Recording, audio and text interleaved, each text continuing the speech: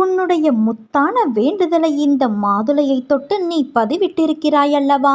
இதோ உனக்கான முத்து முத்தான என் வார்த்தைகளை கேள். இன்று உன் வீடு தேடி நான் வருவேன். உன் தேவைகளை நிறைவேற்றுவேன். இது நீ வணங்கும் தெய்வமான என்னுடைய சத்திய வாக்கு. உனக்கான வாழ்வில் நடக்கும் விஷயங்கள் எல்லாம் ஏற்கனவே தீர்மானிக்கப்பட்டது. எல்லோருக்கும் இன்பமாகவும் துன்பமாகவும் அமைவது இல்லை. சமமான அளவிலே உன் வாழ்வில் இடம்பெற செய்கின்றது. இன்பம் சிரிப்பையும் துன்பம் வலி என்ற உணர்வுகளையும் உடையது. அதுதான் உன்னை வேறுபடவும் உணரவும் வைக்கிறது. கடினமான பாதை என்று நினைத்தால் அது கடினம்தான். இன்பம் துன்பம் என்ற மாயை உன்னை முன்னேற விடாமல் தடுக்கின்றது.